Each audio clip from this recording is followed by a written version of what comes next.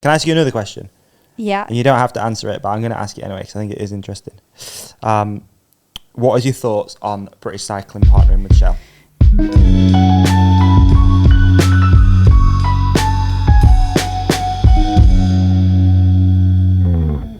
A week later, part 2, we're finding out what's at the end of the rainbow.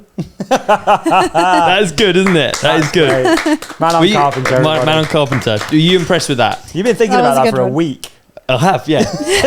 How to introduce part 2. How to That's good.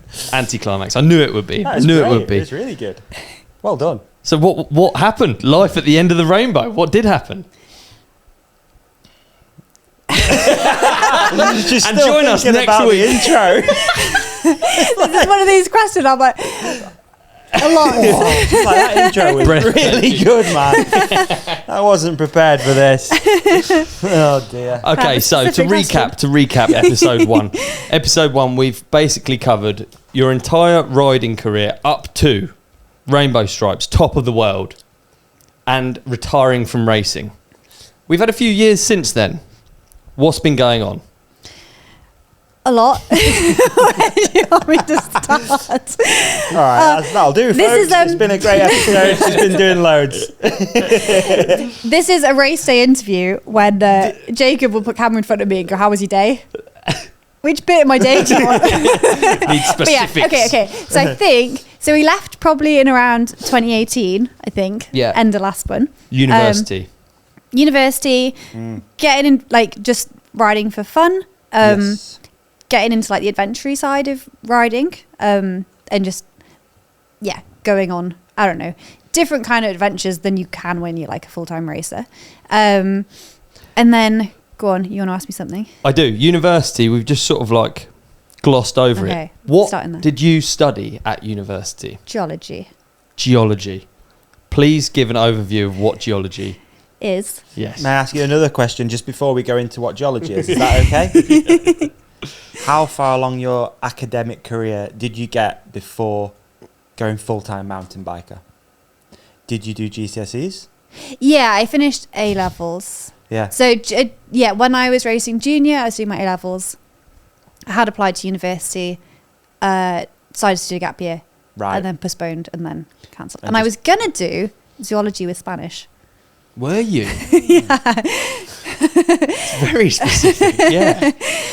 It was that, marine biology and geology. Marine biology, I feel like it's just the dream. Does anyone know anyone who's done marine biology? People, it just feels like it's the best. I think one. they're just out on boats. That's cool. You don't meet them. Really, yeah. That is marine. It's sea, isn't it? Yep, Davey. Thanks for that. a little bit of insight from Davey there. Marine is sea. Yes, thank you, Davey. And Manon has added geology is rocks. Where do we move from here? Where do we go? So you want to know why I'm interested in geology? Yeah, I do. I did it for A-level, actually. And I had a really cool geology teacher who was just very fun. And I think just had the main aim of making learning fun, which was cool. And he actually has a legacy of people going to study geology from that. How cool so is he that? was super cool teacher. Made a difference, yeah. So I was in school, and then like 5-6 years on, I guess. It was in the summer, and I was thinking it was maybe time to go back. And like hearing about people who study and race and all of that, it was spontaneous. But I think having spent time in mountains, like in the Alps, and there's like incredible mountains everywhere. And that's what I always loved about geology, when you see like a cross section through the crust, and you see like all the layers of the rocks and how they've come to form, and like what's happening beneath the earth, basically. And then when you see that in the mountain face in the Alps, it's super cool. So I think being around like places like that through racing was possibly what funneled me towards the geology end of those various subjects that I was thinking of. But I also met my partner that year, and I also spoke that summer, and I spoke to a bunch of other people that summer who did geology, and I was like, I think this might be a bit of a sign. Or I put the idea in my head. I just looked and realised you could do it in Cardiff. So like I was in South Wales, and I could stay where I'm training, know I've got really good places to ride, and then go and do geology. So I called them up in the summer and say, can I come in September? I've got my results already from like 5 years ago or whatever. Yeah. Can I come? Yeah. Okay. And then, so were you a mature student then? I was a mature student. There you go. Yeah. I did go to freshers and tried to blend in. Did you do some, like, do the worm and stuff? Do some dancing? I was too old when I was going to freshers things as well, but I wasn't a student. But yeah, and then so that put me on that path, and just getting really interested learning about the world and the earth and why it looks like it does today, and all like the super old history of like life forming and why the continents look the way they do, and all sorts of very specific geology stuff. But I guess alongside that, I think that kind of brought me back to like things I'd cared about when I was younger, just thinking about like the earth and also nature and like where we sit in that whole time span of like how long the earth has existed for, and then we're here, and probably getting a little bit existential, but yeah, just getting interested in more of those topics. I did do my 3rd year in Vancouver, so I went to study there for a year, went to Crankworks in the summer, broke my collarbone on the dirt jumps. Started the amount of times I started term in September in a sling. Mountain biking rears its ugly head. They're like these international kids coming over and breaking themselves, and I was like, yep. But went to I did some sustainability courses as well alongside that, and I think it just got me really thinking about, I guess, topics as well as mountain biking. And I think that year actually, like being in British Columbia in general, is just like a super cool place, and they have really cool perspectives on like, I guess like more environmentally friendly ways of living, and like the scenes I was in, I was kind of being exposed to more of that as well, and that really kind of like, yeah, set me more on this path, and kind of realizing that I have a platform from mountain biking, and like, what do I want to do with it? Like, what do I want to talk about? Like, I have the ability to like share messages that I care about. What do I want them to be? And that got me on that. I think 2019. I'm trying to think what projects we were working on. I guess, yeah, I'd been working on like, we talked about On Her Terms last time.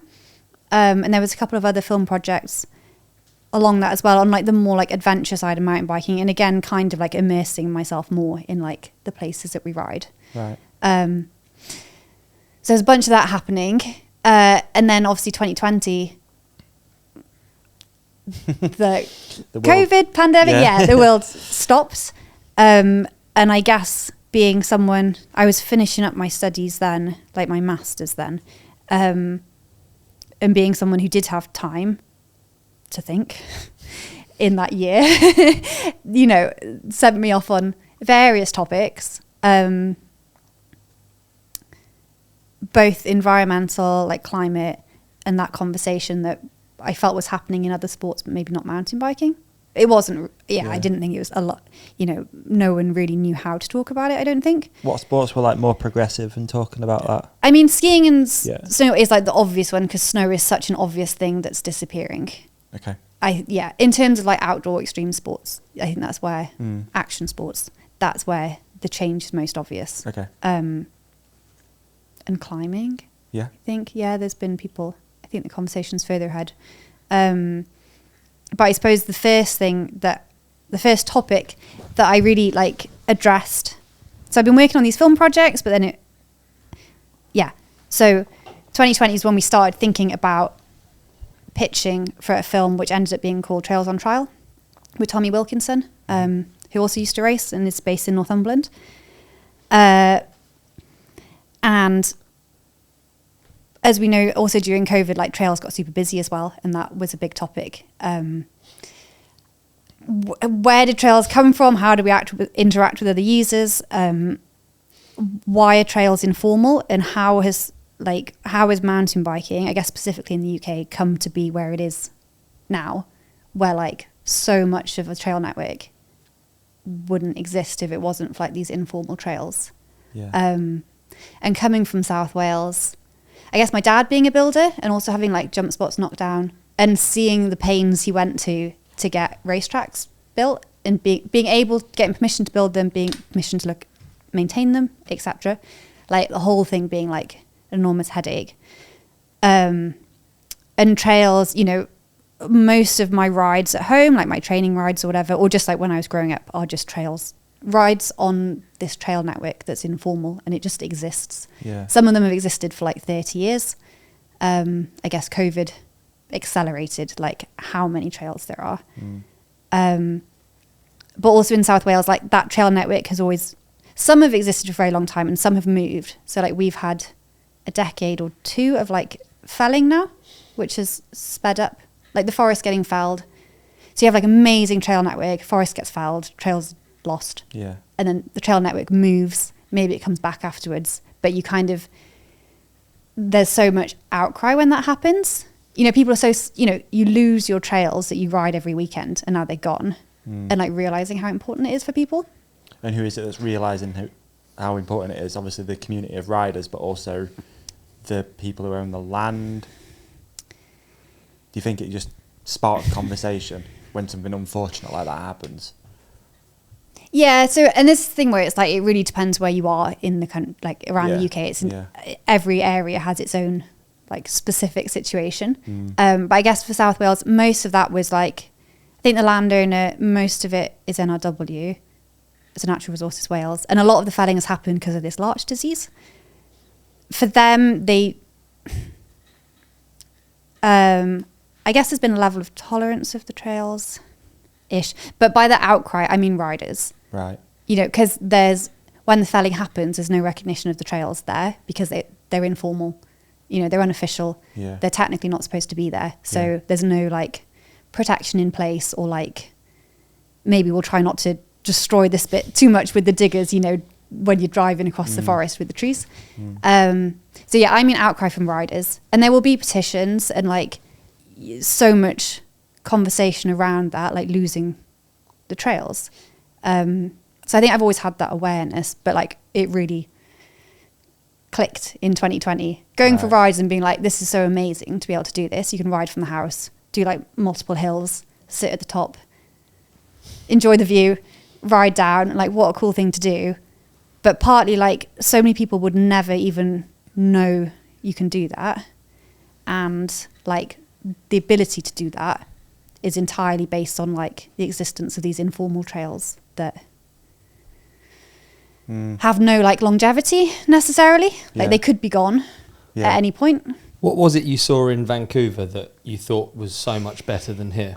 Yeah, so on reflection, I don't think I really absorbed it at the time. But so 2020, when we started thinking about this and we were like, we want to put a pitch together, we want to talk about this topic, we want to shine a light on the situation at the moment for mountain bike trails in the UK. And yeah, we were looking at like British Columbia, and we looked across Europe as well, like what examples are there out there. And yeah, so like Squamish, even North Vancouver, and like Salker, Walker, and Pemberton as well. So you kind of overview what they did right, did you? So this is the thing, like I guess I was there and I know there was like really cool spots to ride.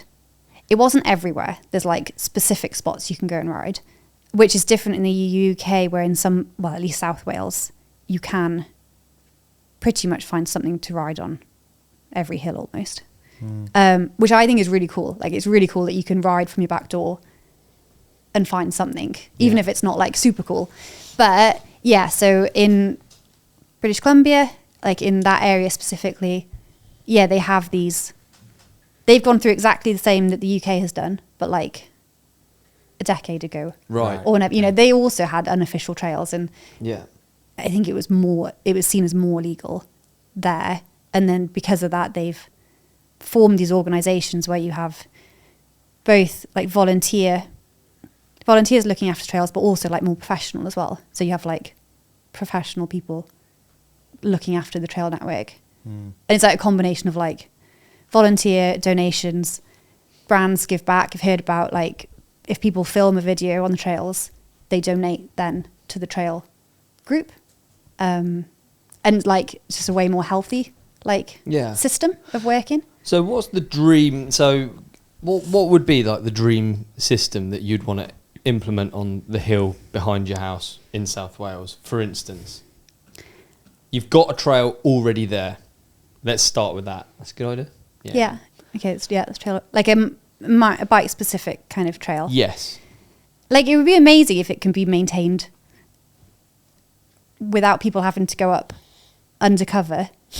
For starters, you know, like so much of that maintenance, some of it gets done, and people have to go up kind of undercover or on the down low. It'd be so nice for that just to be a normal thing that people can go and maintain trails that exist.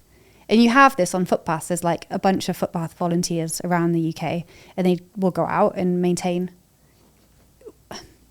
where the council isn't doing it. Yeah. For whatever reason, like they'll go and improve the trail network that they use. They can go and look after it above board and invite other people to come and do that as well. And I'd say it's really area specific, because you get some areas where people will just want to ride and it's just local trails for local people, and other areas want to invite people to come. So then you have more people coming, and then you probably need more like a vehicle for like money to go back in to help look after the wear. Yeah. And the whole thing of that is like you can't have you need an official group to get any kind of like donations back to be able to look after, you know, if you don't have a group, you can't even do that to like, even if you want to pay for tools, or like as it gets more formal, you know, there's a bunch of stuff you have to pay for. Even having a website costs money, like just to like have a presence and be like, this is a mountain bike group who's active in the area. We fast forwarded quite a jump straight into solution, but let's go back to the trail behind your house, like your dream solution for the trail behind your house, let's say, and it's like largely a trail that gets used by local people.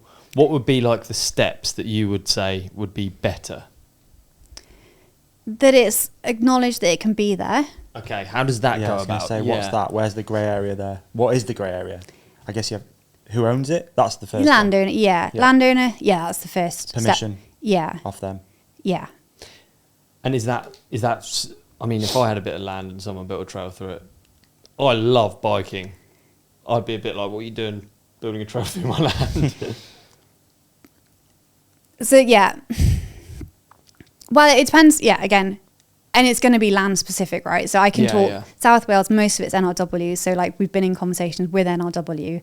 Does that mean because they're the landowner? Usually? Yeah. Right, okay. So so they're the landowner or the council, and there's a quarry that owns some land. Right. But you have to engage with the landowner. Okay, so this hypothetical trail that I keep going back to, that's an NRW one now. Okay. Yeah. What's the next step?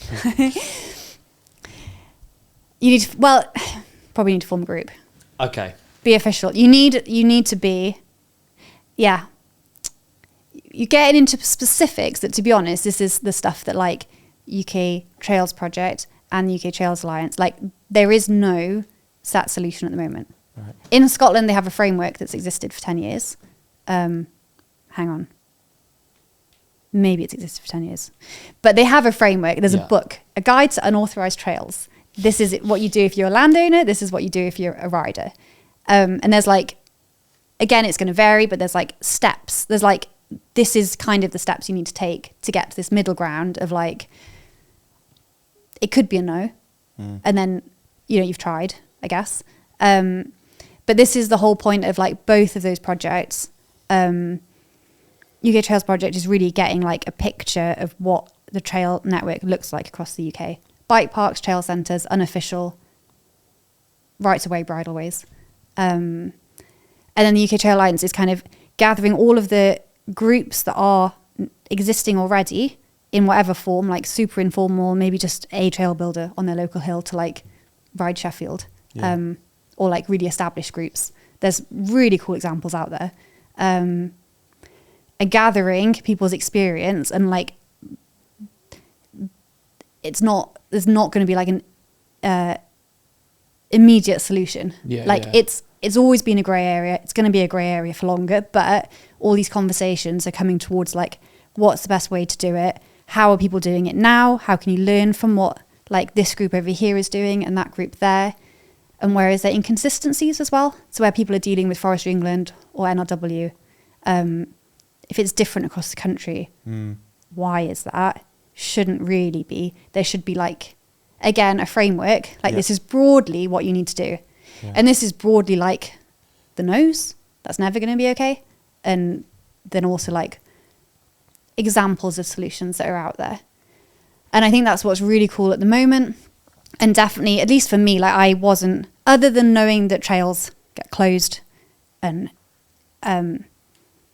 it's really sad when the place you always go to is now gone or it's changed because it's been felled. Diving into this whole world of conversations on this. So like in 2020 we pitched, 2021 we went and like spoke to Ride Sheffield, groups in South Wales, so the Risker Riders, who are an established group and they're on their way with this.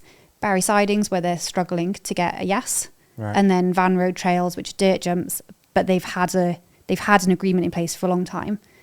But then they're quite specific case because they're dirt jumps. And then Tweed Valley, and up in the Highlands, more on like the access. So kind of like, and that was where we started, like, what are different people doing around the UK? It is different everywhere, but there's things to learn, and it's so cool seeing the success stories as well. You know, where people have like Greenough, they have like black runs on Wildlife Trust land, and they've had it, you know, they've had that conversation, they've been established, they've had that conversation, raised money, and like paid for people to come in and build, you know, trails that people love, like thousands of people use those trails for sure. And then there's like a combination of volunteer maintenance and professional maintenance. I'm not sure if it's accurate, but I feel like those trails specifically, it had to get bad before it got better. It was like, it got, from my opinion, it got a bit crazy in there, you know, it becoming a bike park, big jumps, and you can kind of see like from the forestry side. Like unofficial. Yeah, like this is getting a bit silly because what if someone gets hurt? And I can see all that, like I fully appreciate it, and I think it had to get knocked down for those conversations then to start, which is unfortunate, and I think the move forward is that first avoiding bit that happen. Yeah, absolutely, avoid, because again, like, so when I said my dad had dirt jumps that got knocked down, those are now Van Road jumps, right? So they were dirt jumps, got flattened, got built back as a bigger area with more lines, right? But they got knocked down first and then redesigned, and my dad wasn't part of that process, which definitely hurt as a trail builder. But yeah, and what you say about it needs to get bad before it gets fixed, like the places where like Forestry England and NRW engage is where either there's like an environmental concern, or it's so bad they have to do something about it. And that's partly because they don't have resources. So this is something else, like it's a lot of work, and they have like a huge remit, like forestry, environmental, all the other recreation, like people just walking and maintaining stuff for people to go walking as well. And again, I think that's why it's really important, like I guess as mountain bikers needing to get organised and kind of also help work towards what it looks like in the future. They aren't just going to go away and spend a bunch of time working on, this is how you can have mountain bike trails on our land. You know, it kind of needs mountain bikers to put the work in. Yeah, for sure. And it's starting to happen. Okay. And also in Wales, so NRW now, there's a bunch of different groups. So Van Road is quite a special case because they're dirt jumps. But there's a bunch of groups who are like submitting plans, like this is how we would like this to work. And then NRW are going to review it. It's going to take time to be like, what does that final agreement look like? But this process has to happen to know like what a group's willing to do, what is the landowner willing to, and how does that look going forward? I mean, obviously we're jumping around a lot, but like it's super crazy to think that how important it is that we've got these trails, because without that, what is there really? What is biking? you know, Yeah, it's it's bike a parks. man-made sport, isn't it? Yeah. So it is it's super important that I think everyone who listens to this or watches it or whatever maybe just has that moment to consider.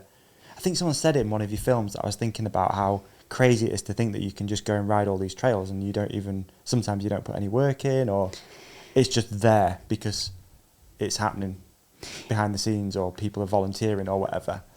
Yeah. So like a few things in that. Yeah. If you take away the unofficial network, it's so fragmented. Yeah. If you don't live near a trail centre or bike park. What have you got? Footpaths? And and like bridle drive. Peak District, you got not even footpaths. Bridle ways. Yeah. But yeah, and then even the bridleway network is so fragmented. Yeah. It's super hard to put a ride together on a bridleway. Yeah. And then, a quote from Henry Norman, like, if mountain biking, bikes are one half of it and then trails are the other, right? Like there's Totally. no mountain biking without trails. Mm. And that's also really cool. Like we're seeing way more focus from like brands and media as well on the importance of trails. Yeah. Like riders recognizing that, and also, you know, like the whole of mountain biking recognizing that and figuring out how to make that sustainable. You know, if you're using the trails in any way, how can you put back to make sure that you're kind of giving back to what you're getting a load of fun out of. It's a big job. Yeah. It's just so complicated but I guess case by case, if each one would be made less complicated if there were rules and streamlined. Guidelines. Like a clearer, if I use the word clearer framework. And so the picture that seems to come out of the UK Trails Project, when Dave, who's running it, he's like, there's levels. So there's like tolerance at the bottom. Don't do anything stupid, like don't cut across a footpath or like build a jump across a footpath, because like that's just could get someone really hurt. But it's just like landowners can't settle for that, but you can like build a good exit onto the footpath. If you're gonna build a jump, do it way out of the way where it's not gonna interfere with anyone. I kind of did or didn't say that, but like if it's out of the way, generally it's not. If you're not causing a interference with other people, it's generally fine. This is this tolerance level, and then it goes up to like, okay, you want to say around Cardiff, so North Cardiff Trails, I've been involved in meetings with them since like 2020 with NRW, because there's loads of environmental concerns, so they want a solution. NRW is engaged, which makes it way easier. Right. But it's really busy. You're outside a capital city, busy with walkers and bikes, and there's these environmental concerns, so needs something more formal. So a group is forming and applying for like this agreement, and then you can go, I guess at some point you become something closer to a bike park. There could be like a community run bike park, but that's like the high level. So Pennis Trails would love to be like a bike park that you can go in, that they can develop into community driven semi-commercial place. Okay. Got you. So basically you're not like trying to make everywhere a bike park. You're just trying to make framework for everything that already exists to continue existing. I mean, this is what Dave's doing. I mean, he's employed full time to think about this, and he's been around the UK. Yeah. Have a huge survey talking riders, landowners. That's what he's doing. I don't have all of that. I'm kind of relaying what I've kind of taken on. But yeah, it's like, and it's giving case studies. So these people have done this, and this is how it works. This is the good stuff. This is what's not so good. But yeah, like for me, my main, like my baseline thing to do as a mountain bike is just go out for a ride in the woods near where I live. And it doesn't need to be, I'm absolutely not wanting a bike park everywhere. Yeah. I want somewhere I can go for a ride off-road and enjoy being out in the woods. And that's like a combination of improved access and, these informal trails that have appeared to allow people to go out for rides in the woods. Yeah. And make a loop out of it. I think what you say is super important, because I switch off when often the legal trails that get done don't really quench my thirst exactly. You know what I mean? I'm not really out there just for... I think the fear is that it doesn't really solve something, that you create something and it doesn't solve the problem, that you still end up with people digging illegal trails, or you end up with a surfaced bike track that doesn't really stop people from That's what I've always been scared Yeah. of. When this conversation comes up, I've always like, oh, please don't put like a legal bike track in where I ride, because. But then like we started talking about like North Vancouver and Squamish. Yeah. They're amazing. And they're How? not surfaced. They're like No. such So how nice does that trails work to ride. then? Well, like there's ways to build trails. That doesn't mean you have to surface them for them to be enjoyable. I think I'm just going off the examples I've had in life when I think about these issues, and they are like often like surface, you know, with that like hard pack Yeah. dirt. Like So- I actively avoid those trails. Yeah. You know what I mean? Like, But so like, you know, I'm talking about North Cardiff trails, because that's like, I'm in those conversations, and it's formalizing what's there. yeah. And they've been there for 30 years, some of them. Yeah. And it's being able to go and depuddle them so that like, because the thing is when you don't maintain trails, or if it's hard to maintain them because you're not allowed to like formally go and maintain them, so you have to do it on the down low, you know, a puddle forms, doesn't get fixed. So then like people ride around it, and then they ride around it, and then they ride around some more. And then you've suddenly like widened the area. If it's in a environmentally sensitive area, it's widened the footprint of that trail. Yeah. And if you could just go and fix the puddle, like, Yeah, you don't need to surface it. Yeah. You don't need to, yeah. and like part of the benefits of this is just acknowledging that it's okay for the bikes to be there. Because I don't, you know, if you go for a ride and you have a bad interaction with a walker, or you just know that they don't want you to be there, like kind of it puts a downer on a ride for me. You know, Yeah. I try and avoid those things happening. Yeah. And I think a lot of that does happen because they think you shouldn't be there.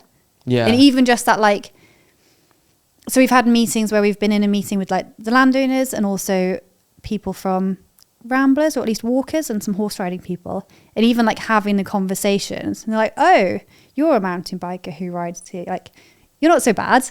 Yeah. And also it's that's the thing, like it's not for everyone, and it's amazing that there are people who are willing to go and do this to like improve the riding situation and to like give longevity to the riding situation where they live. Even just going and having the conversations, there's really good relationships now between like NRW, the Wildlife Trust, or at least someone who was working there. It's just been like, it's all been really nice seeing those relationships, and everyone's there, and you're like, oh, like we all like the same thing actually. Yeah. And we all do just want to go and be able to go out in our local woods and enjoy them. So it's like how to make that work better for everyone. Do you think this would have all maybe happened regardless of like the lockdowns and the influx of bikers? Because I think a lot of people might have had walkers, horse riders, negative interactions with mountain bikers that we might not class as mountain bikers because they're just someone who's found a new hobby quickly. Do you know what I mean? Yeah, I think COVID, like the pandemic, exacerbated it Yeah. because they were so much busier and highlighted the issue. But Yeah. I think it's always been an issue, and possibly the like silver lining of that is there's more attention on it now.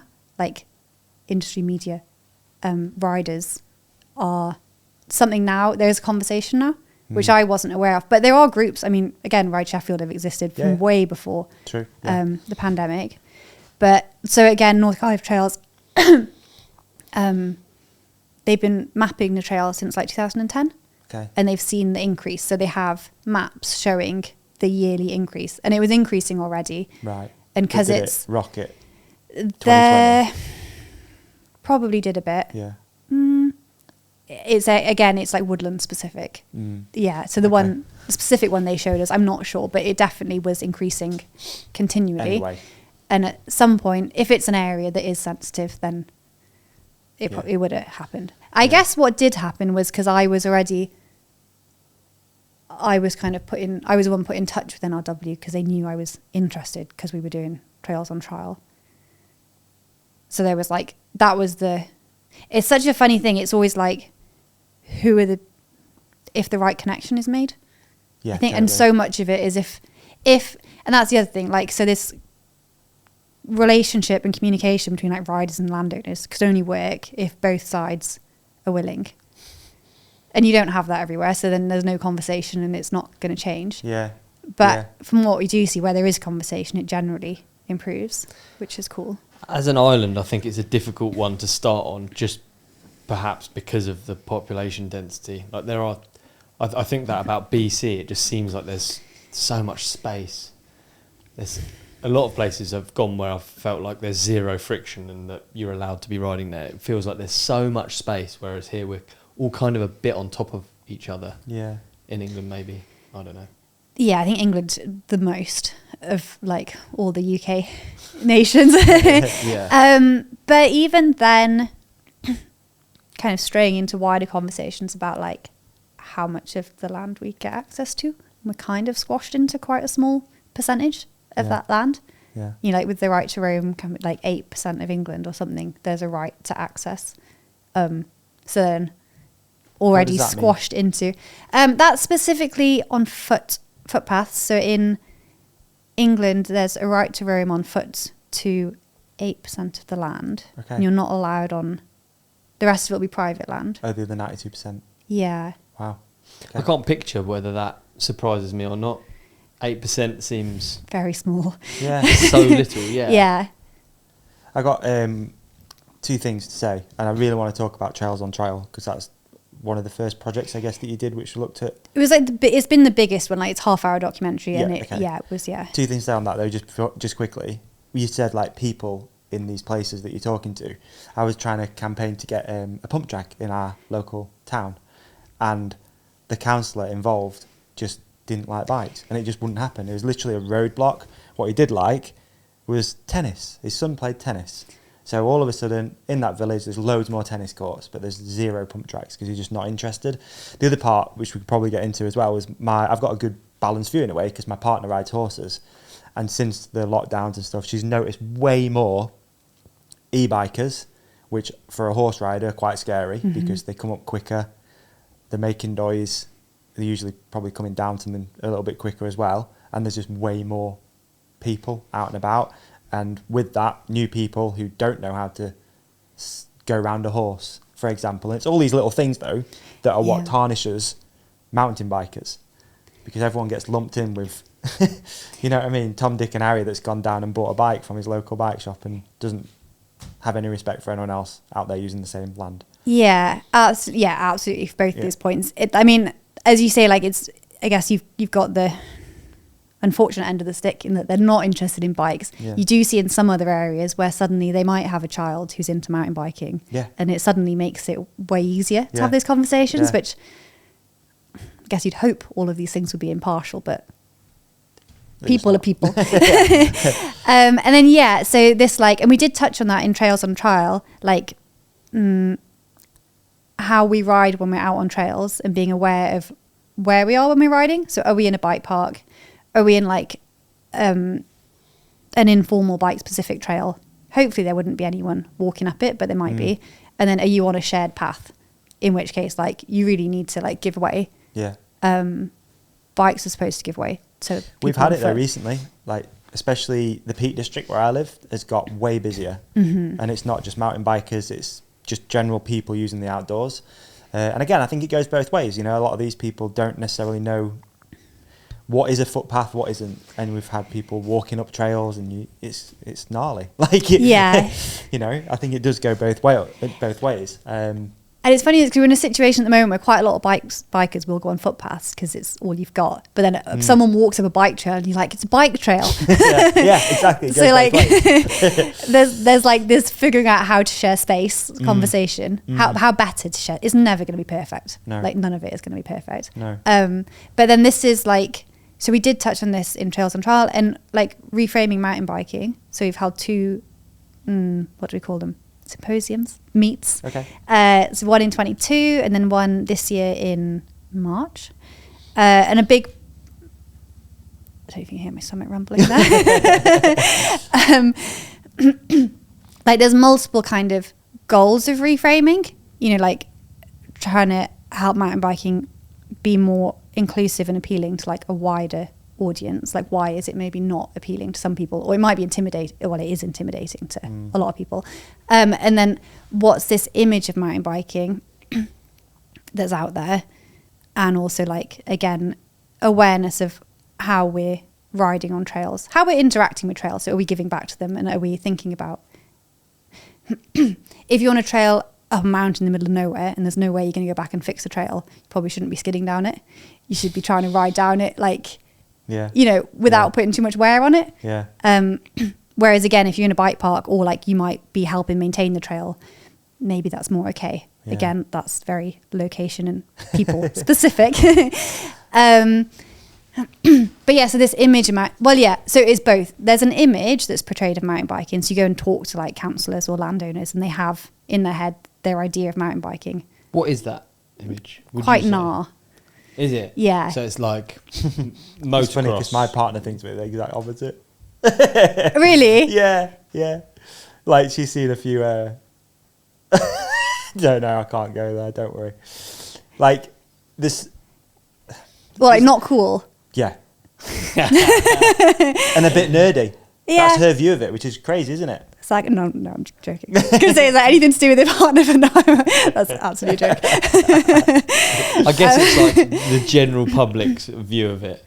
So I She guess thinks you're a nerd. Yeah. Yeah, well, I mean, I would say it is nerdy, yeah.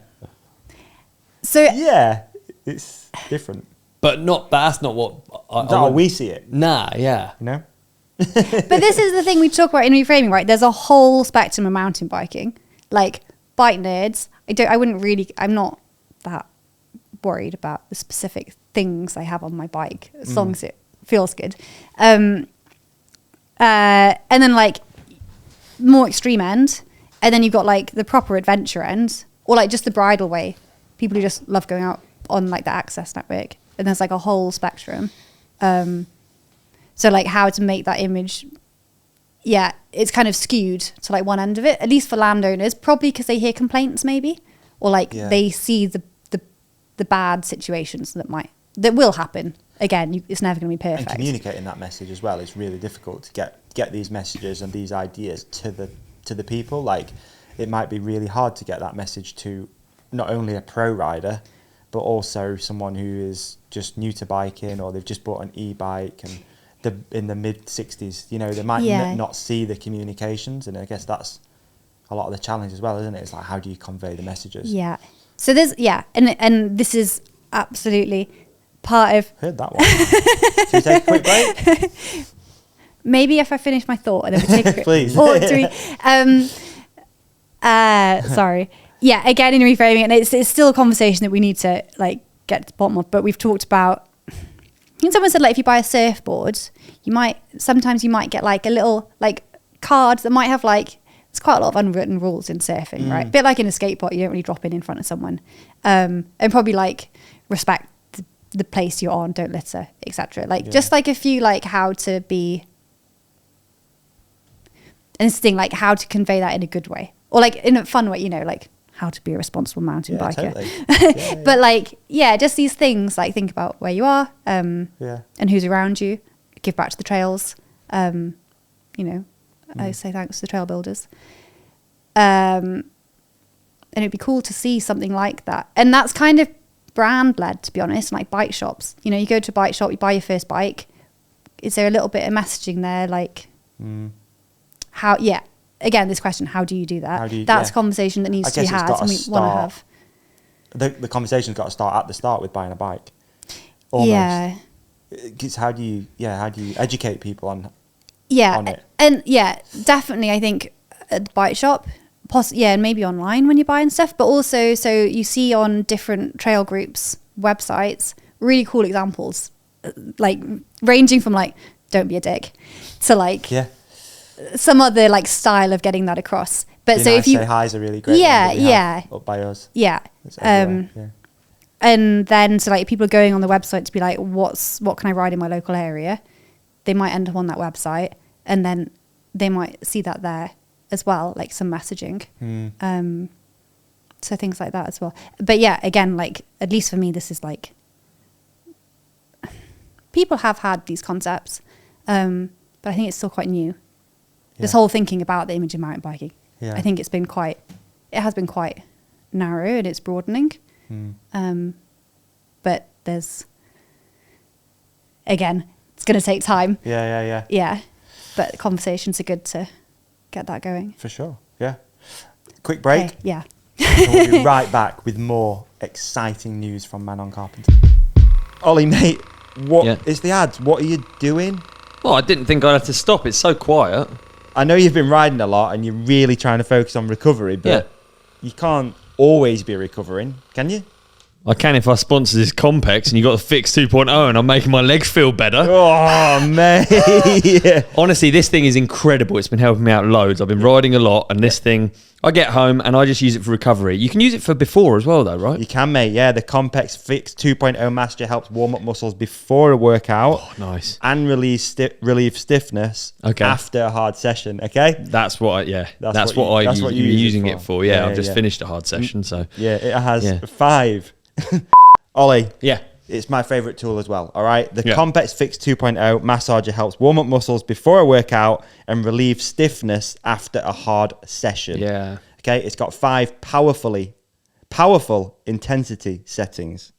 Oh, yeah, it has. That's done with this dial here. That's done with a it's dial. Really good, yeah. Paired with a high stall force will give the intense pressure needed to help relieve the toughest spots safely and comfortably. Hey, I want to point out that the stall force thing is really important because when you're pushing down hard, really getting in those difficult points, nooks and crannies, it's not stalling. And some of the other ones, I'll be honest, not only did I buy them off Amazon, they stalled and then they set my house on fire. Oh. So you don't want that. No, mate, you don't want that at all. It also comes with 5 interchangeable tips. Yep. Okay, and a rotating arm helps tailor your massage specific to the needs of different muscle groups. Okay. Yep.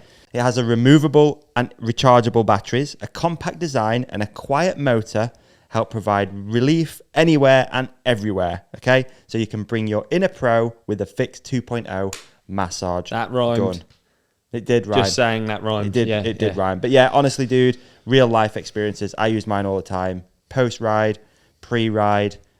I just love using the COMPEX Fix 2.0. Do you know what I found the other day? I was at my physio. Everything he had was COMPEX. I really liked that. Mate, It's really good. Chosen by professionals. Yeah. And they do loads of other stuff too. So check out compex.com. All right. You can look through all of the different recovery tools. They've got muscle stims. I've been using the muscle stims on my arm. Yeah, they got the core belt. They got this ankle protection. You need some of that. Need it. Wrist protection. Maybe need some of that. I do now. Yeah. Oh. Loads of stuff. I'm going to get COMPEXed up, dude. COMPEXed up. Hey, do we have anything to offer to our companionship? Because I do like it when we finish ads on an offer. Yeah, we got to finish on. Hey, it's a big offer too, mate. Is it? Yeah. So if you head to compex.com, enter the promo code The Ride Companion. Okay. What is it? The Ride Companion. All in caps. Okay, nice. I was about to ask. We're going to knock off a whopping 20% off. 20%? 20% off. Now, if that's not a deal to get you recovered, ready to ride through spring, then I don't know. Hey, you Can't might do any better. You might get 20% off, but you're going to be 100% satisfied with the product, let me tell you. Oh, and on that note, that was nice. Thank you, COMPEX. Thanks, COMPEX. Great ad. Fantastic. Always. Just keep coming and coming, don't Always. Always. I think it'd be important to go back a little bit and talk about like the first project that you got involved with, because it's an important one, and why you got involved in it. I think you touched on it briefly, but it's been a long time since we spoke about that, so I can't remember. But when did you start noticing environmental impact and wanting to get involved and use your platform you'd built by being a world champion as well to start advocating for responsible trail use, etc.? Yeah, so I think that was 2020 was like the catalyst, and I'd started being aware of it. I think it said like on her terms in Iceland, like getting told like if you go off the trail, these plants are going to take a very long time to grow back, and like you're gonna have a scar, I guess. Yeah. And then just my time in Vancouver, just generally like the whole ethos of a lot of people over there. If you could, a couple of examples of what you actually took away from. I think you might have covered it a little bit, but like a few examples of what Canada were doing better than the UK. Tangible ones. Apart from the food. All the stuff. Sea in the mountains, trucks, and snow. Sea in the and mountains, trucks. Surf. Yeah. Bears, coffee. Chairlifts. So I guess on the trails front, they have really amazing public trails that people can go and ride. Okay. I guess I wouldn't say it's like the ideal scenario, because I think I said they're quite localized. Mm-hmm. It's more like kind of public bike parks almost. Yeah. And you maybe have less of the like being able to ride between places, so a bit more reliant on driving. Right. But like, I think that whole progression that they've been through there, from illegal and official trails to now like organized and combination of voluntary, community and like professional work looking after the trails. Yeah. And you see that in quite a few places in North America. Patagonia actually has a new film out, Fire Lines, Okay. which is partly about like enormous wildfires, but kind of a connection to trails. And there's the group Lost Sierra. Again, a combination of like voluntary and like engaging riders with how the trail network is there, where it's come from, who looks after it, like understanding that, and also like professional work as well. Just like having like a healthy ecosystem of keeping the trails running well, Awesome. and formalized and all of that. That's on like the trail side. But I only really kind of, we looked into that when I was back from Vancouver, when we were researching. Someone laughed at me. It was genuine research for Trails on Trial. You know, what stories do we want to tell? We did think about going to Europe, but it was COVID. But like, what European examples are there as well? Yeah. There's like really cool examples that through being connected with IMBA Europe, you actually see so many of these groups looking after really nice trails. And your question, so I think that's reflecting on like different ways that trails work in other places and trying to draw the good bits of that, Right. to put the UK trails in context. Where could it go? Yeah. What could it look like? Yeah.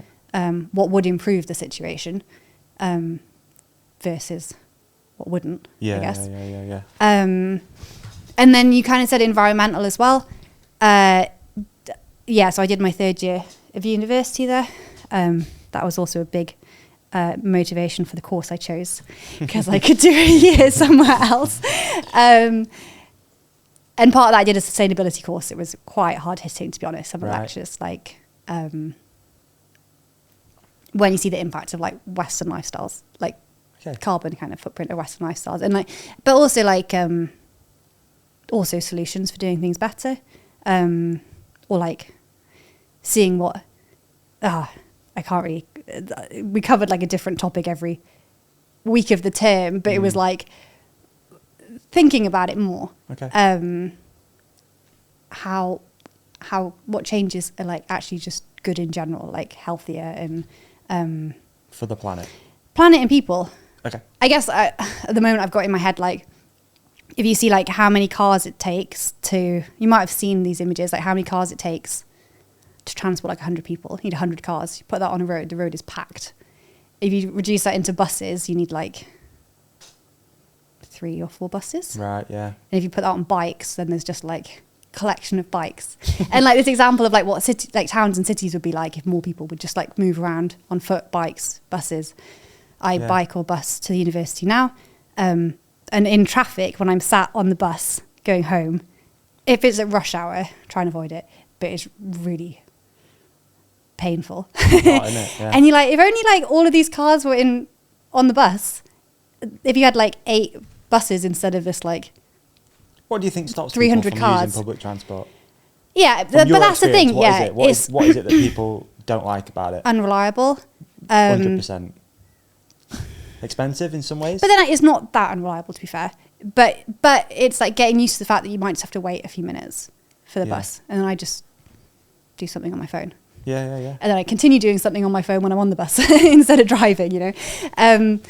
But it's true. So probably what we're kind of segueing into getting involved with various organisations back here in the UK and wider, like Europe as well, I guess, trying to make a difference and like move these conversations on. So Protect Our Winters, a lot of that is about the systemic change. How do you make it easier? So yeah, I got the train down today, but I have a rail card and I managed to travel at a time of day that wasn't super expensive. It could have been like over £100, Yeah. which is ridiculous. Yeah. Like, we were it's just so talking about expensive. it off air, right? Like, obviously, Yeah. I come down here every couple of weeks, and I look at it almost every time. I'm like, oh, a train would be cool, and it's just not feasible. Like, Yeah. you know, I think that's a different conversation. I think for another day, but like, it isn't feasible to do it. You know, the cost of it is just astronomical. Yeah. And I guess if government or whatever want people to do that, then let's consider that. Let's have that conversation. People can't afford to do it. That's why they're driving cars. Yeah.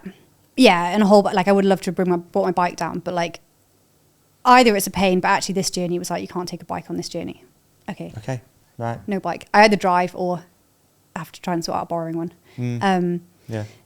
But then, yeah, so that's the thing, like, you can make changes personally, absolutely, but you need, like, the whole system needs to be easier for people to do that as well. Yeah. Yeah. And that's, I think, what they've been really good at. So I've done one of their, like, carbon literacy training I was courses. gonna ask you about that, yeah. And it's really good because before that, I was, like, quite existential at times. You know, there's this big issue of, like, climate change. What can you do? And you're like, I can't do anything. Or, like, I'll do all the changes I can do, but maybe it still feels like not enough is happening. And it's this thing, like, you don't have to be limiting your impact to, like, the absolute minimum to be able to say, I want solutions to climate change.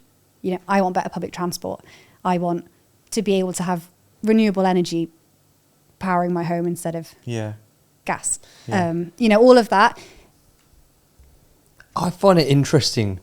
You don't have to go very far, and there's way less stigma attached to like riding a bike around the city or like getting public transport. And I wonder what that is about here. Other stops countries. people. Do you mean? Yeah, I mean, like It if you seems just to be a status thing. I think people I like think to have a so. car. I think there's something I think about as well, it. and I might be off on this, but especially post-lockdown stuff, people just want to don't want to be around other people. A lot of people are like that, right? Like, and I often, I hadn't thought of that. yeah, it's, you know, you don't know who you're going to get sat next to. There's all sorts of stories of things happening on public transport, and if you're in your own little bubble, that's kind of how I think about it sometimes. London versus other European cities, I feel like more people ride bikes. In London, they don't. Yeah. I don't know whether. I don't know what it means. I don't actually even know if it's true. Again, infrastructure, like how good are cyclepaths are in London? How much time do you have to spend on the road feeling like you're kind of at risk of being hit? Which is like genuine. I am alert the whole way Totally. on the road. Yeah. Which is why I love mountain biking, because it's off the road. Yeah. You don't have to think about cars, but or one reason why. Where we going with, so there's way again, and that's like enough people need to be wanting those changes. Like, we want better ways to get around cities or towns, and we want like safe places to park our bikes so we don't have to worry about them getting stolen or like a wheel being missing when you come back. But then so there's that, but there is like people unwilling to take public transport. I think that's like, it's habit change, right? Yeah. And it's like recognizing the good stuff. Like, if you take it, you're probably walking one end to the other. Like, you're moving about more. You don't have to deal with parking. I would hate the idea of I haven't had to park in a city for ages. Yeah. Because I'll just go in by another means. Yeah. And I mean, trains are the dream. When you get a train across Europe, like they're allocated seating, it's all clean, it's so nice. Yeah, totally. Just sit there, look out the window. Yeah. Do as you please. Otherwise, you're sat behind the next person, aren't you? Yeah. And an example of that why like politics matter, and that's like protect our winters, is like a big part of it. It's widening and progressing the conversation, but also like politically making a noise. Like 2 years ago, just hearing like a government minister on the radio, and they're like, "Oh, but we're investing and doing all this work on the road because so many more people use the roads." And it's like, well, why do you think that is? Like, the train system sucks. Of course more people drive. Make the trains a dream, you know, make them reliable and not packed. And like, absolutely, I'd rather, you know, for sure, sit and enjoy my time sitting on a train. Yeah. So how did you get involved with Protect Our Winters? Because in my head, and I don't know if I'm off on this, Protect Our Winters is a snow sports orientated organisation. 2 big words, Thank you. Thank you, mate. But yeah, so were you the first summer sports mountain bike person to get involved in it? No, so that's because the founder is Snow Sports, Okay. and that's in the US. But they absolutely have climbing and Right. mountain bikers and whoever else Right. there as well. Yeah. But so Protect Our Winters has like headquarters, I don't know, whatever, or like country specific. So in Europe, there's like Protect Our Winters Europe and also country specific. Yeah. So obviously in Protect Our Winters UK, I mean, there's some snow in Scotland, but like the majority of people True. who are like members of or like supporting Protect Our Winters UK are going to be walkers, climbers, bikers, surfing, outdoor, just it's general outdoor. Like their target audience is outdoor enthusiasts and the whole idea is like we use the outdoors, we care about the outdoors. I mean, I think some people, even if they don't like consciously like really think about how much they care about it, again, if you take it away, you realize just how important it is to like your lifestyle. Yeah. So and it's like partly because outdoor sports are so reliant on outdoor environments. Like you see storms and fires and all of that. Like there will be really disruptive events, and ideally we want them to be as less disruptive as they are going to get to. Yeah. So like reducing how bad things like that are going to be. How do you do that? How do you reduce how bad they're going to be? Well, you reduce how much carbon's going in the air. Okay, interesting. I thought you were going to say disposable barbecues. Well, no, multiple things actually. So overall, less warm climate. Like the warmer the climate is, the more energy there is for a lot of this stuff. Or like the longer a drought is, so it's more likely to have a fire. Okay. Or the longer a flood is, and also both of them are kind of a nightmare for trail builders. Like so really so if we just scoot back a little bit then to that film project, Trails on Trial, which is that's the one about wind in Northumberland, is that correct? That's Winds of Change. Winds of Change, sorry. Yeah, I've got them confused. Winds of Change.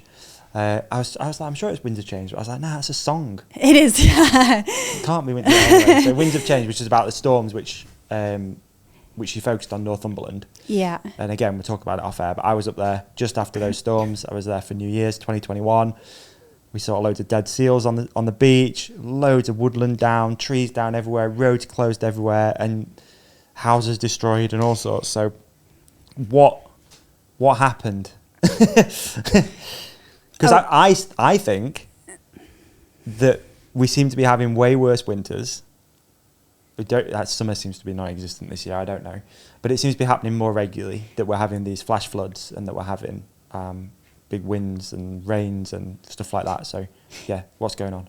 Yeah, Please. Yeah, exactly. Like, and that's like the trend that we're seeing and are going to see. Yeah. Already with like what we've already put in the atmosphere. So Hayley Fowler, who we interviewed from Northumberland University. So we looked at the impact on Northumberland and the northeast of Scotland, because that was really badly hit as well. Yeah. So like Aberdeenshire we went to in the film as well. And like more intense, like higher energy events. So like more intense, more clustered. Okay. So like more coming together. So that's why it feels like they might come again and again. Right. In a period. Right. And then there might not be some for a while, but and things that were thought to be like once in 100 years. You get these like gradings, like this level of storm was expected only once 100 years, but now it's happening more than that. Okay.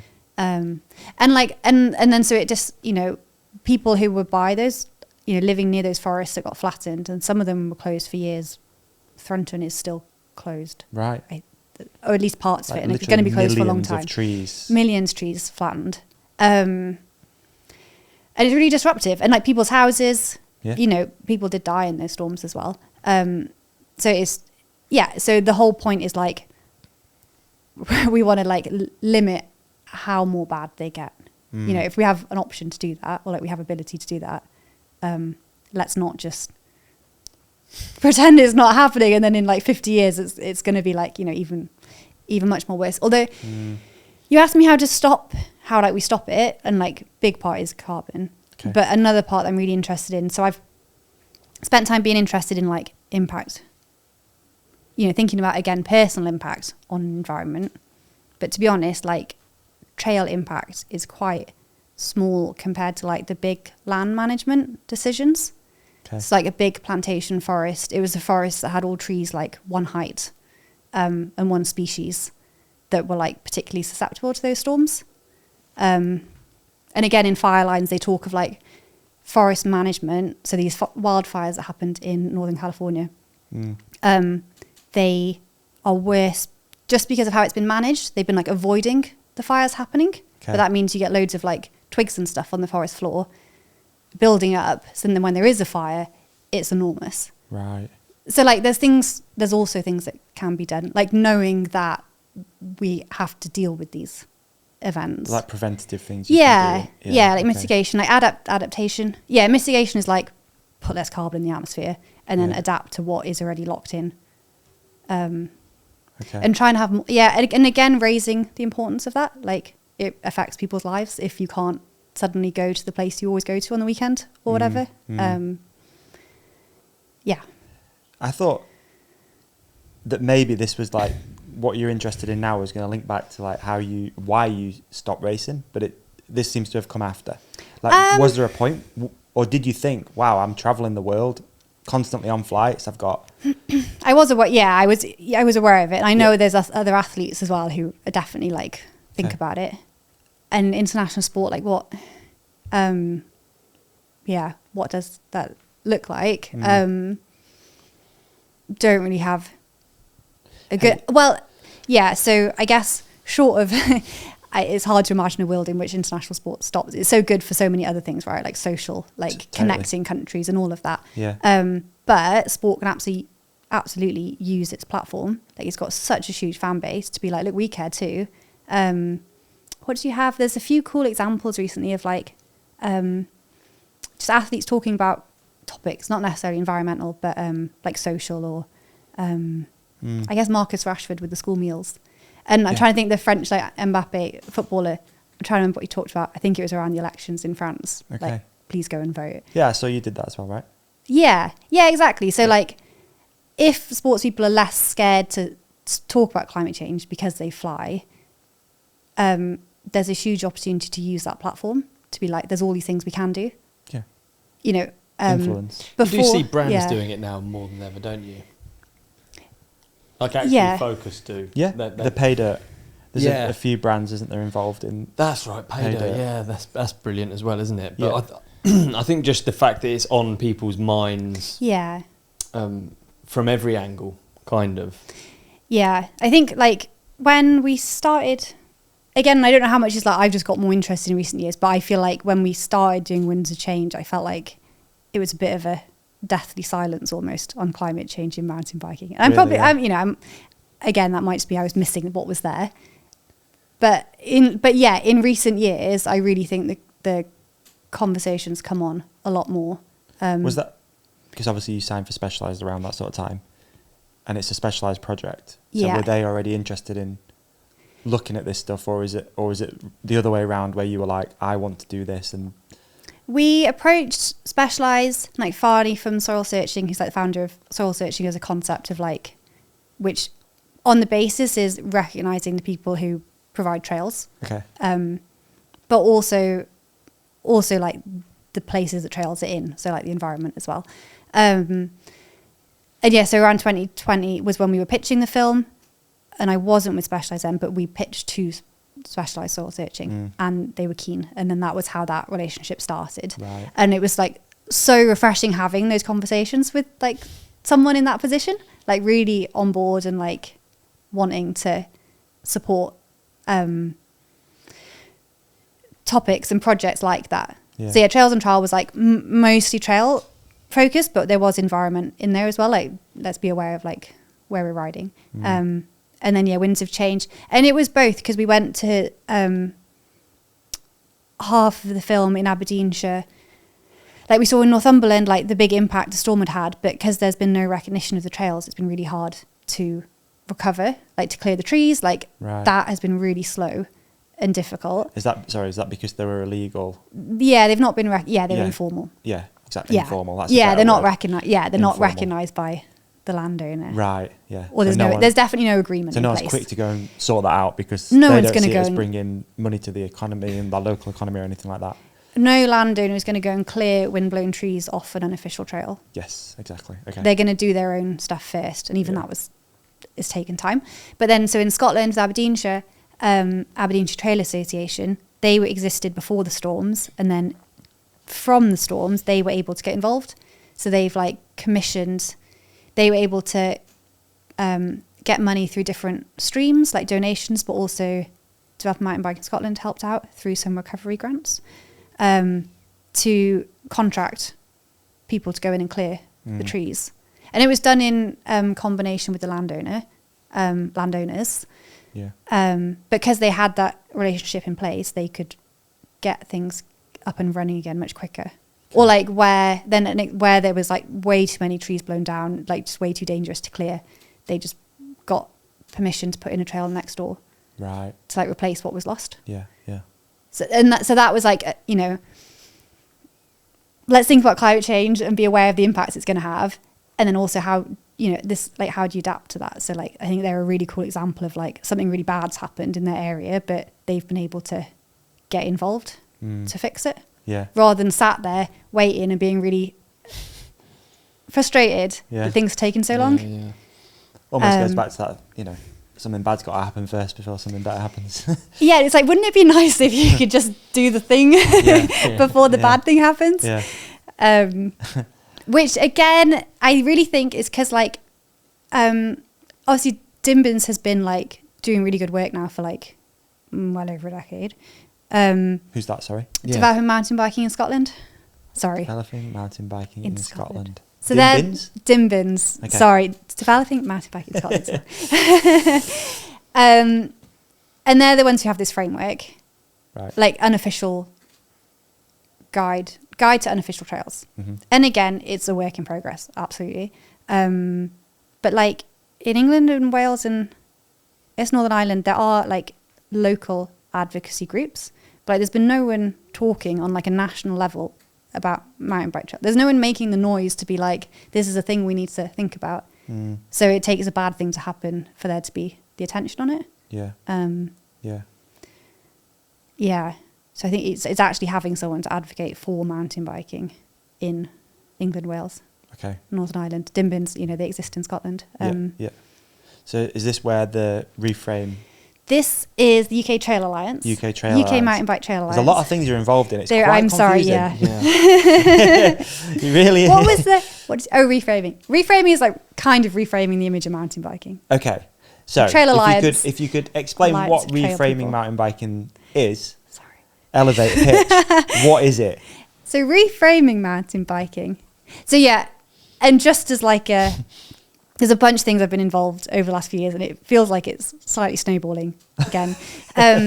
But there's so much going on. I think it's really cool, and I think it's new that there's this much energy. Yeah. And so it's really great that all of this is happening. So reframing is initiative to get people together from mountain biking brands, media, advocacy groups, whether that's for trails or inclusion or whatever that would be, bringing people together to talk about, how do we want things to progress for mountain biking, and like having those conversations, like a space to bring everyone together, basically. Okay. And for someone listening, if they wanted to like learn more, where is it best to go? Is it best to go there, or is it best to try find like a local organisation Yes. first? So, yeah, reframing has those kind of specific like inclusion, image, and like also sustainability and mountain biking. So bringing in this climate conversation too. You can check out the website Reframing Mountain Biking and the Instagram. Okay. And Link there's in going the to be show description. another event next year. If you want to find out your local trail group, UK Mountain Bike Trail Alliance. So you can go to ukmtb.org Mhm. and you can sign up or send an email, and they can find out who's closest, who's your local group. Okay. And at the moment, UK Trail Alliance is launched publicly this year, but there's something called the Trail Hub, which is a forum with might be 200 people now, like 150, 200 people who are involved in trails around the UK. So trail groups from England, Wales, Scotland, Northern Ireland, It's open to get involved, or You can sign up. Cool. There's a sign up. Yeah, you can sign up on the website. Nice. Maybe you might need to say like kind of generally how you're involved in trails because it's like a space. I guess a safe Understood. space to Yeah, yeah. discuss. Discuss what's going on. And so there, you know, that's how you can find your local group. But yeah, Robin, he said before I came on, get in touch with UK MTB Trail Alliance and they can point you in the right direction. Perfect. But yeah, that launched this year publicly. It's been happening since last year. And there's monthly Zoom meetings. So you can join a monthly meeting and there's been like a bunch of different topics. We've had like Ride Mendips came on and talked about their like journey, which has also been like years long. Really cool. Again, ups and downs, but like it's cool to see what they're doing. But there's a donation. So they're raising money, trying to raise £10,000 for like set up as a charity, like legit set up as a charity, and like the bunch of costs that come along with that and going to all the different events or like meetings that are involved that are going on. And also like the goal of raising money is to have like weight to show that like mountain bikers support this and they want this to happen. Like, you know, if you can show that you can, and we're nearly there, like 8,000 already raised. Right. Nice. So that could go in the link. Yeah. But yeah, donate if you can and check it out. And the idea is to be like an independent voice for mountain biking. And why do you think it's important that people check it out and maybe donate? Like, what are the benefits down the line that someone would see from getting involved? Yeah, it's improving the situation for mountain biking. So where you do have groups or access issues, you know, less places getting shut down because there's a way to talk with the landowner, like a way to like mitigate the issues before it gets to the point of closing down, and like trying to get this framework in place, you know, and being able to talk on behalf of mountain biking to say why it's important, because I think it's way down the priority list for landowners, and it's always going to be unless there's, you know, an organised approach to it, because otherwise they're not going to talk to like an individual person in every town. They need like a joined up voice. I got a silly question, probably. It will be actually. Looking forward So to let's this. get ready. Hold on to your hats and glasses. But let's say you create this framework and it's similar to the one that's used in Scotland. How actually is that framework implemented? Well, And what is it? Yeah, so I can speak best for Wales. And across Wales, there's like a lot of groups trying to do different things. Either just maintain trail centre trails, like clear back the vegetation, clear puddles. Like they want to just, if they live there, they want to have them running nice. Yeah. Or look after and maintain the unofficial trails, get an official standing, like, yes, these are legit trails. But to do either of those with permission, you need an agreement. At the moment, it's not applied consistently. You get different responses, or you get a response somewhere in Wales and you don't get a response from somewhere else. Yeah. Or the asks are different. So it's like having like a bit more of a, like, if you're like, I would like to talk to the landowner I would like to have my trails kind of protected for the long term. What do I do? I saw on your one that you did in Norway that there was an app almost that a guy was using and he could just pinpoint who owned that land. Yeah. You can do that in the UK. Do that in the UK? You can find out who owns a specific hillside, for example. Yeah. You might have to pay like £1 or something, or maybe £10. Something. You have to pay something. I'll go knock on doors, eh? Maybe like an admin fee. But yeah, absolutely. You can do that and see who owns your land. Yeah. Land registry, maybe? Sounds like that's what I'm sure this is on the Trail Hub. There's like any trail related topic, there's probably a thread that people have been talking about. And a big one is like insurance and stuff, or I feel guilty that I don't, these aren't like, I've heard these mentioned. Go and have a look. Yeah, and I've not really whole new partaken. world for you to disappear into. Yeah. It is a whole new world. I think, again, a lot of people will take all this stuff for granted. It's just there and someone's doing the work behind the scenes. And something I want to say is like, it's not for everyone. And like the reality is with like in a local group, generally you get a core few people who are pushing it forward. And then you have people supporting. So like even just moral support is so important, like being on board with what they're trying to do. And then if there's a way to donate if you're using the trails. Beers for builders, I got told to say. If you know you build, like, just again, like the whole moral support thing, like back it so people know you appreciate them. Yeah. Like that's for your everyday rider. Be aware of how you're riding on the trails. You know, if they're more fragile or whatever, and you're not the one fixing them, don't smash the berm. This is a great, actually, let's just do this. This is great. So, your top tips for a mountain biker to be more considerate and use the trails properly. I think my main was just be aware of what you're riding. Okay. Are you in a bike park? Are you mountain way out of the way where it's not going to see any maintenance for years? Mm-hmm. And just give it a bit of a consideration. I know you want a shared use path when there might be a walker, horse rider who might get startled, and you might give them a bad day unintentionally. Yeah. You know, you don't want to give, I don't think anyone wants to give someone else a bad day, No. but it's just being aware of that. And yeah, if you're riding like fresh tracks in the woods, this is the thing where trail associations can lead it. It's really good because like some people might be up for you like smashing and destroying their berm, maybe. I don't know. I don't think so. A lot of people, like if they've spent ages building a berm or if they've just fixed a trail and they've said, please don't ride it. Please don't ride it. Like they've just fixed it. It's fresh. They want you to like, again, that's like giving support and like appreciating what people are doing. And yes, you crash and accidentally go over berms and stuff, but ideally you kind of are just aware of where you're riding. Maybe you can fix it a bit. Maybe you can get in touch and say, I'm really sorry. But again, this is like a whole evolving conversation.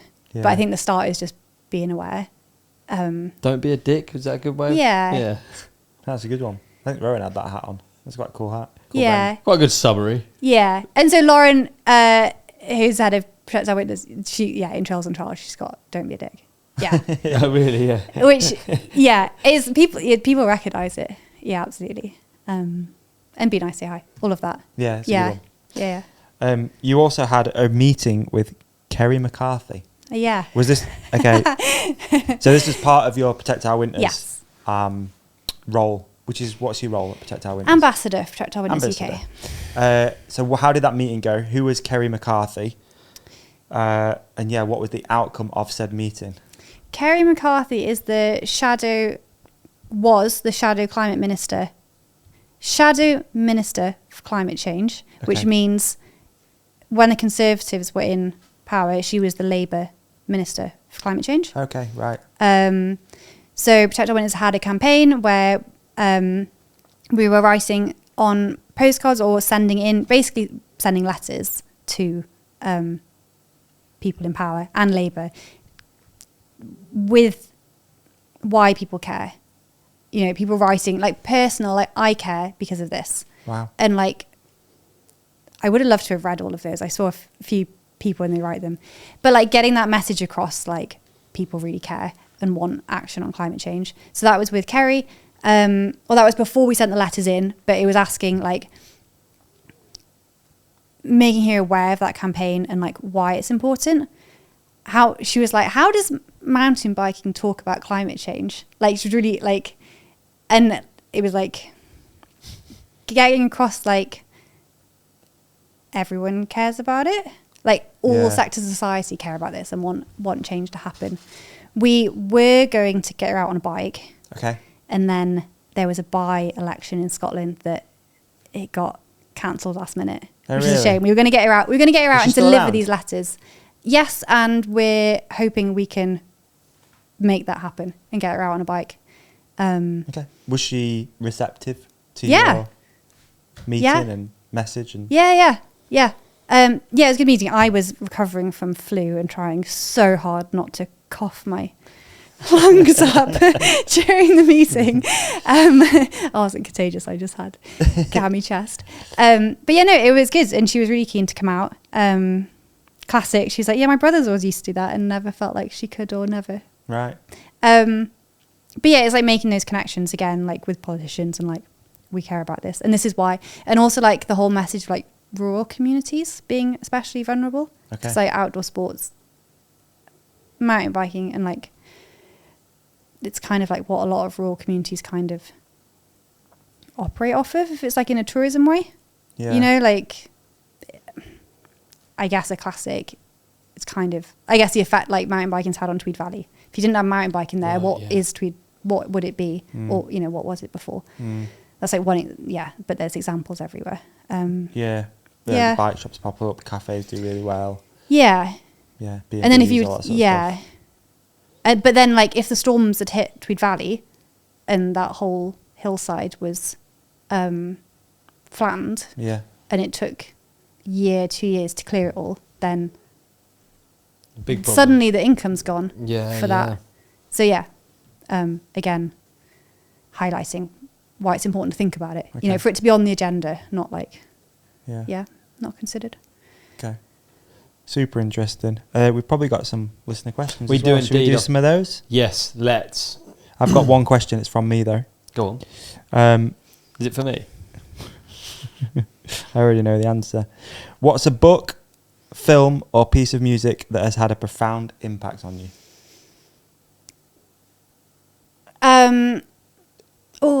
Book or film.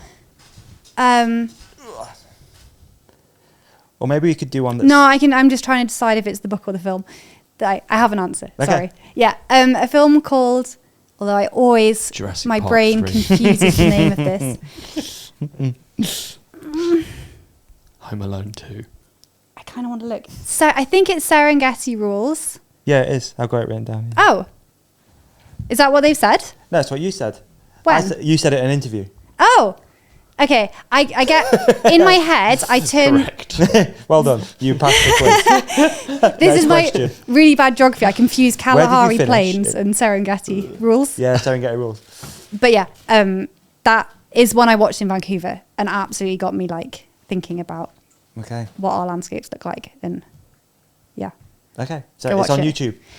It is on YouTube. You can find the website. I think it's on YouTube, but there's definitely the website, Serengeti Rules, and then you can get the film that way. Yep. I was going to watch it. I just ran out of time. Yeah, you do have to pay for it. It's on YouTube. He's out. He's up. Maybe you don't, yeah. Bothered about that. You might have to pay for it on YouTube. £1? But yeah, it's mine. It definitely gets you thinking. Okay. Wicked. Can I ask you another question? Yeah. And you don't have to answer it, but I'm going to ask it anyway because I think it is interesting. What are your thoughts on British Cycling partnering with Shell? Yeah, I would have hated to wear that jersey. It would like... You're all right with answering that? You're okay with answering the question? Like, it's all good. I don't want to throw you under the bus or anything. Yeah, No. Yeah. Thank God it wasn't a thing when I was racing. Well, I feel sorry. Yeah, I feel sorry for athletes who are concerned about climate change and have to wear that. And like a reason for that is like, most of us put fuel in cars, etc., to drive. But they have such a bad record on like environmental disasters, like oil spills. And also, along with most energy companies, the money they invest in renewables is most often smaller than the amount they spend on marketing that they're doing the renewables. And or it's such a tiny percentage of their whole investment. It's like, so there's all these adverts, you know, we're getting fuel out of the ground, but we're also doing these wind turbines, but the balance of that is like way off. Right. Which is why it's such a like it's greenwashing. And you don't have a choice, right? And that's the other thing. So British Cycling, it was always an issue that like as an athlete, you don't get a choice of what's on the British Cycling logo. So you might not feel like you get that much from them. Okay. And you have to wear this logo at World Champs. You have to wear the jersey and the logo at World Champs. Yeah. And then now it's got Shell on it. So they'll have it this weekend. They'll have Shell on. I haven't seen that on I saw a vest, but I assume so. At least track and road, yes. Cross country. Wow, yeah. I can't think. Normally you have to, don't you? Then we have to wear the jersey. I just can't yeah. imagine there being a sponsor on it in my head. Yeah. No, it's on shoulders. No, it was. So It it's was. like- Last year it was there. It was Yeah, it's there. on shoulders. Oh, wow. Yeah, it was there last year. You know, on the podium, you stood there with Shell on you. And like you saw, there was the CEO of British Cycling was ironed after it. you know, Yeah. it was a mistake. Yeah. Like they were like, we messed up. And POW, Projectile Winters, have now delivered carbon literacy training to hopefully at least have that awareness. To Shell. Yeah, because they wrote. British Oh no, Cycling. British Cycling. To British They wrote Cycling. a letter to British Cycling because there was like huge outpouring of cyclists across the UK. Like, what are you doing? Yeah, it was not. I remember. So hopefully that wouldn't happen again. But Yeah. yeah. So I would have hated it to wear that. There you Kath go. Goody sent in, great question. How can the MTB media best support the work of volunteer-run trail groups? Yes. So for media, I guess telling the stories, which we're like absolutely seeing. I think there's awareness now. I guess this message of what I've said, you know, awareness to, well, both awareness to riders, this whole thing of support, donate if you can, give time if there's dig day, and be aware of how you're riding. And if they've asked you not to ride a trail for a while, like, respect that. And then also this idea of if you are filming or taking photos on trails that are looked after by a trail group, consider giving back. And that goes to like brands, media. Cool. Yeah. Good one. Great answer. You got another, Ollie? Well, I Sure thing. okay, I've got one. Please. It's along similar lines, but Lauren McCullum, why is the mountain bike industry so scared to talk about the environment and climate? Yeah. So, yes. Because everyone's scared of being called a hypocrite in the immediate shutdown of, oh, but we all ride carbon fibre bikes and drive fossil fuel powered vehicles. Yeah, that hypocrisy conversation. Well, the hypocrisy shutdown, and to me, that's people who are like, don't want the conversation. Yeah, don't want to talk about it. Be quiet, basically. Yeah. That's those voices that are like, focus on that aspect when no one can be perfect. So, yeah, I think it's the worry about being hypocritical. And I think it's reaching the point of realizing that there's only so much you can do individually, but there's these much bigger issues, which I definitely got from the carbon literacy training course. So go on that. Can anyone do it? Anyone can do it, yeah. Empowered do it. It's like a Europe or global thing, Okay. and it'll be delivered to like businesses and stuff.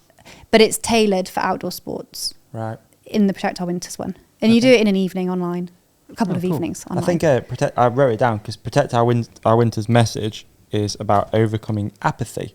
So be willing to be an imperfect advocate, which I think is Yeah. quite important, because trying to be perfect is bloody hard. That is the difficulty, And live isn't a, it? you know, Yeah. live a life. Yeah, don't be silenced by the fact that we have to live in the Western world as like, it is. Yeah, Yeah. for sure. Yeah.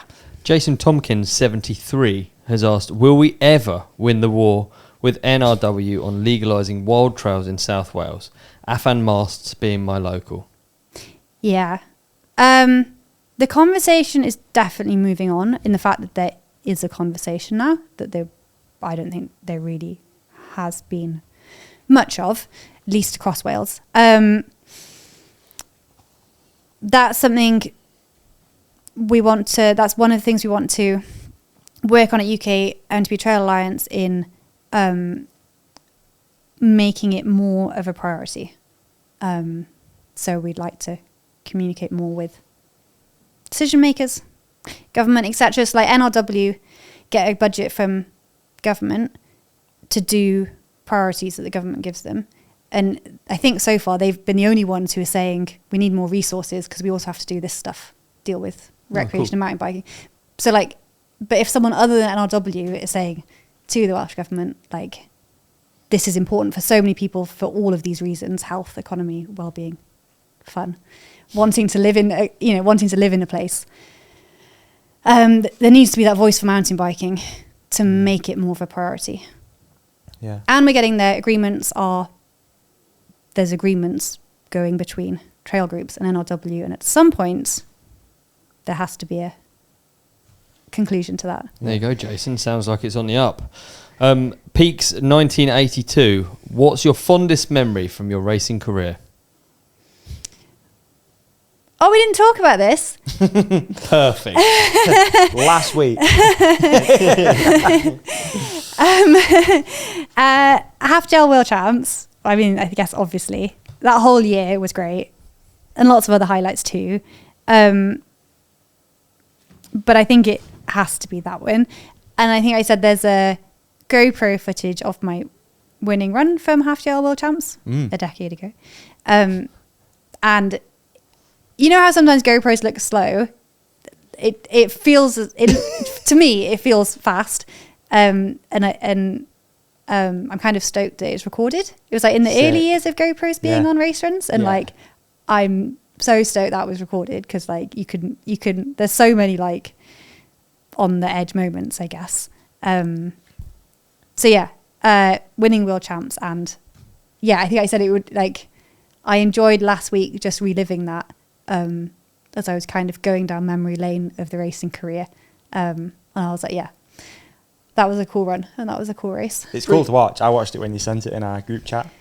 And like you say, the GoPro looks so different 10 years ago. It's like, you are hauling.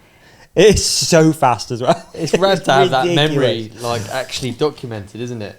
And it brings back so many memories of like the whole week and like practice. I mean, yeah, I remember that section. Like I messed that up in practice and then I went back to do it and then like nailed it in my practice run or like overcooked something in practice. And then, oh yeah, I got it there. Like, yeah, it is, I feel, yeah, it's cool that that's recorded. Yeah, sick.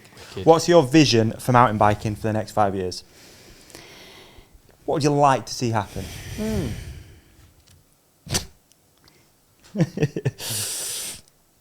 Recognition of all the benefits that the trail networks that we have provide for riders, like all the good stuff about mountain biking. You know, you talk about the image and the negative image, like, but all the good stuff it provides, like how good it makes people feel. I definitely would like to see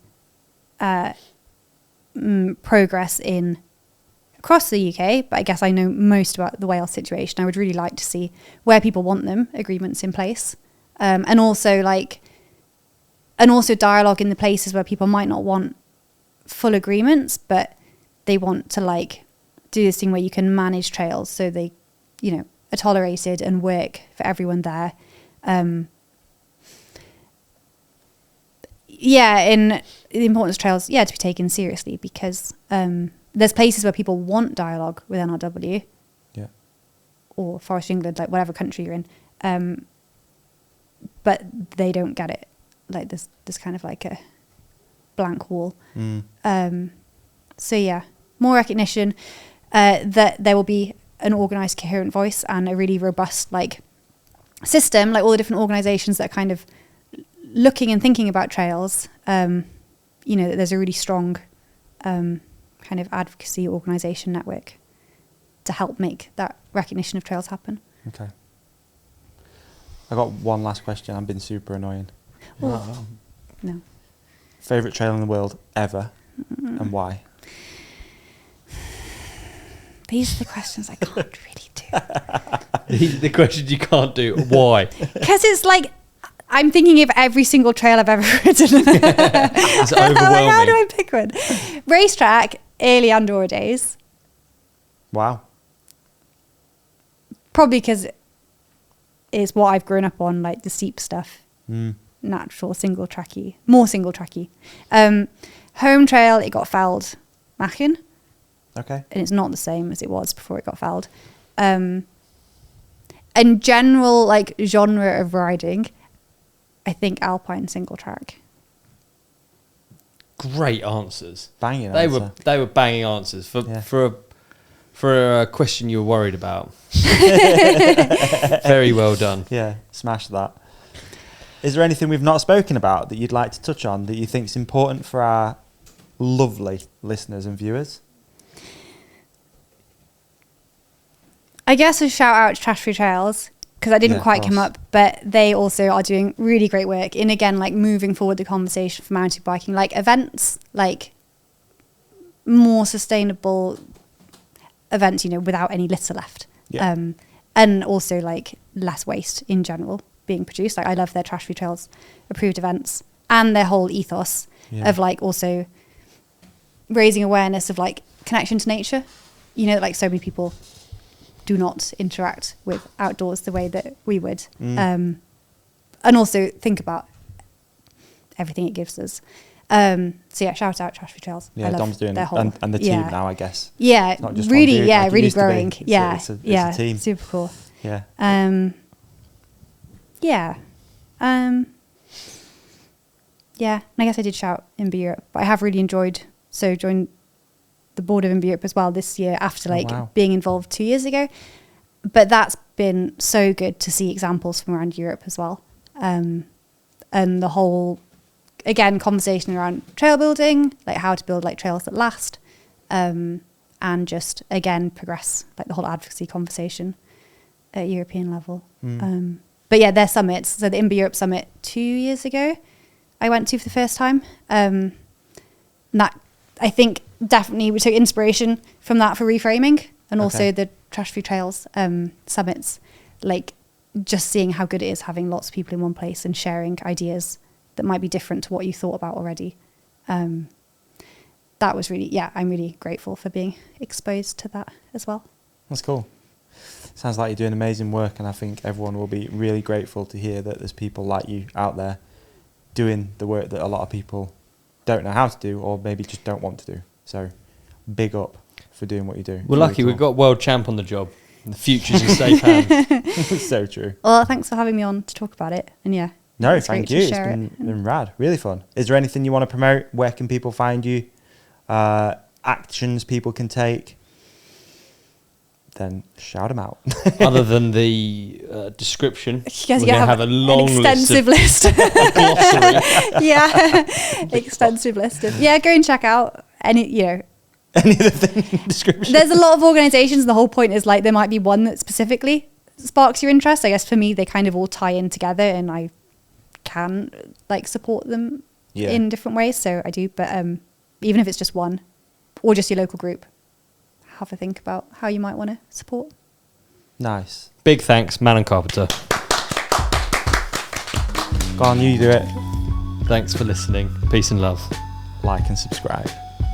Mate, what an episode. Brilliant. I thought you were really great, Davey. Mate, and I thought you were even better. Thanks, dude. Better than normal. Oh, cheers. Hey, how about we tell our lovely podcast community to hit subscribe here. Yeah. Click on the video on Olly's face. That's right. Click on the video on my face. Yeah. And follow us at The Ride Companion on Instagram. They can like and comment as well. Please do. I'm going to try and get this energy, and I'm going to bring it into next week. Let's fast forward to next week's episode. Done.